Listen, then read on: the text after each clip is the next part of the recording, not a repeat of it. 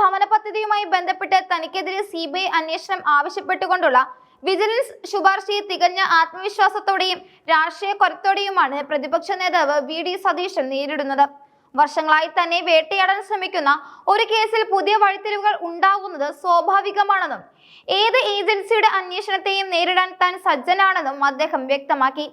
Vigilance ശുപാർശ മുഖ്യമന്ത്രി പിണറായി വിജയന്റെ കൈവശമുണ്ടെങ്കിൽ അത് ഒപ്പിടാനും അന്വേഷണം പ്രഖ്യാപിക്കാനും താൻ വെല്ലുവിളിക്കുന്നു എന്നാണ് സതീശൻ പറഞ്ഞത്.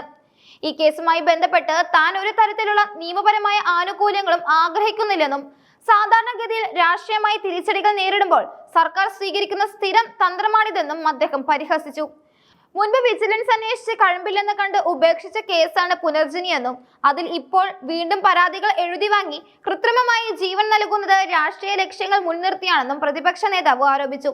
കേരളത്തെ തകർത്ത 2018 മഹാപ്രളയത്തിന് ശേഷം തന്നെ മണ്ഡലമായ പറവൂരിൽ തകർന്ന വീടുകൾ പുനർനിർമ്മിക്കുന്നതുമായി നടപ്പിലാക്കിയ പുനർജനി പദ്ധതിയുടെ പേരിൽ വിദേശത്തു നിന്നും അനധികൃതമായി ഫണ്ട് ശേഖരിച്ചു എന്നതാണ് പ്രധാന ആരോപണം.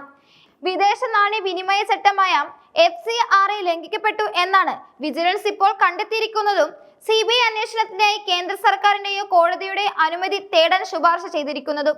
എന്നാൽ ഈ പദ്ധതിയുമായി ബന്ധപ്പെട്ട എല്ലാ സാമ്പത്തിക ഇടപാടുകളും സുതാര്യമാണെന്നും കൃത്യമായ രേഖകൾ തന്റെ പക്കലുണ്ടെന്നും സതീശൻ അവകാശപ്പെട്ടു. വിദേശത്തുള്ള മലയാളികൾ സന്നദ്ധമായി സഹായിച്ച ഒരു മാതൃകാപരമായ പദ്ധതിയെ വിവാദങ്ങളിലേക്ക് വലിച്ചഴിക്കുന്നത് നിന്ദ്യമായ രാഷ്ട്രീയമാണെന്നാണ് അദ്ദേഹം ചൂണ്ടിക്കാണിക്കുന്നത്. 4-5 വർഷമായി ഈ കേസിൽ അന്വേഷണം നടക്കുന്നുണ്ടെന്നും ഇപ്പോൾ പെട്ടെന്ന് CBI അന്വേഷണം എന്ന ശുപാർശ ഉയർന്നു വന്നതിന് പിന്നിൽ തിരഞ്ഞെടുപ്പ് രാഷ്ട്രീയമാണെന്നും അദ്ദേഹം വിലയിരുത്തി. തിരഞ്ഞെടുപ്പിന് കഷ്ടിച്ച് 2 മാസം മാത്രം ബാക്കിയുള്ളപ്പോഴാണ് ഇത്തരമൊരു വാർത്ത മാധ്യമങ്ങൾക്ക് ലഭിക്കുന്നത് എന്നത് യാദൃച്ഛികമല്ലെന്നും സതീശൻ പറഞ്ഞു. ഇതിന്റെ ടൈമിംഗ് വളരെ കൃത്യമാണ്. ഭരണവിരുദ്ധ വികാരം മറികടക്കാനും പ്രതിപക്ഷ നേതാവിനെ പ്രതിരോധത്തിലാക്കാനും സർക്കാർ മെനഞ്ഞ തിരക്കഥയാണിത്. ഈ വാർത്ത മാധ്യമങ്ങൾക്ക് നൽകിയവരോട് താൻ മറുപടിയായി പറയുന്നത് സതീശൻ പേടിച്ചു വിരിച്ചു എന്ന് തന്നെയാണെന്ന് അദ്ദേഹം പരിഹസിച്ചു. സാധാരണക്കാരന്റെ സാമാന്യ ബുദ്ധിക്ക് നിരക്കാത്ത നീക്കമാണ് വിജിലൻസിന്റെ ഭാഗത്തു നിന്ന് ഉണ്ടായതെന്നും തന്നെ തളർത്താൻ അന്വേഷണ ഏജൻസികളെ ഉപയോഗിച്ചാൽ അത് ഫലിക്കില്ലെന്നും അദ്ദേഹം കൂട്ടിച്ചേർത്തു. ശബരിമല സ്വർണ്ണക്കള്ള ഉൾപ്പെടെയുള്ള അതീവ ഗുരുതരമായ കേസുകളിൽ CBI അന്വേഷണം വേണമെന്ന് പ്രതിപക്ഷം ആവശ്യപ്പെട്ടപ്പോൾ മൗനം പാലിച്ച സർക്കാർ തനിക്കെതിരെയുള്ള കേസിൽ CBI വരണമെന്ന് ആഗ്രഹിക്കുന്നത് വൈരുദ്ധ്യമാണെന്നും സതീശൻ ചൂണ്ടിക്കാട്ടി.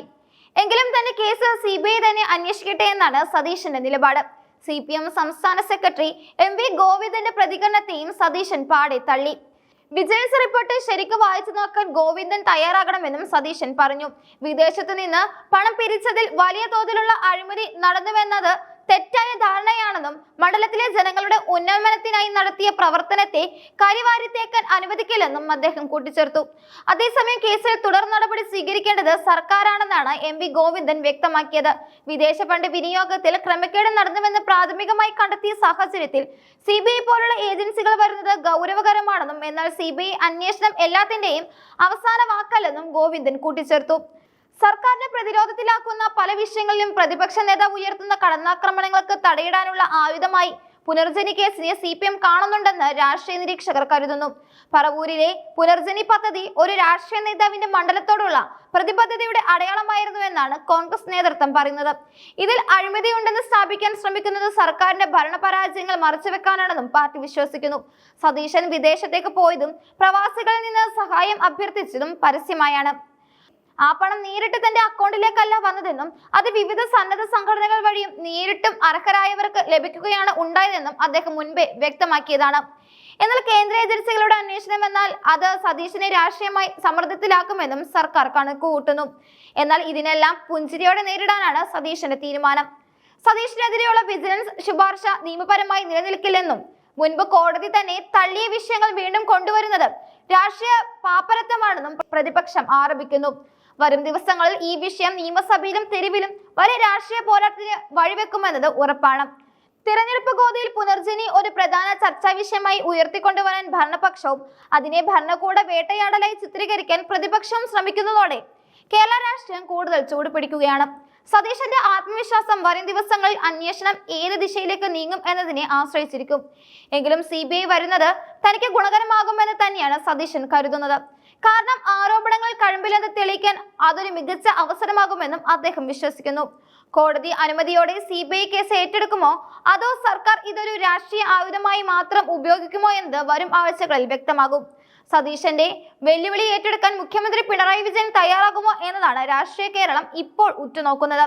അഴിമതിക്കെതിരെ വിട്ടുവീഴ്ചയില്ലാത്ത നിലപാട് സ്വീകരിക്കുന്നുവെന്ന് അവകാശപ്പെടുന്ന മുഖ്യമന്ത്രി തന്റെ രാഷ്ട്രീയ എതിരാളികൾക്കെതിരെ CBI അന്വേഷിക്കുന്നതിന് അനുമതി നൽകുന്നത് വലിയൊരു ചർച്ചയ്ക്ക് തുടക്കം കുറിക്കുക തന്നെ ചെയ്യും.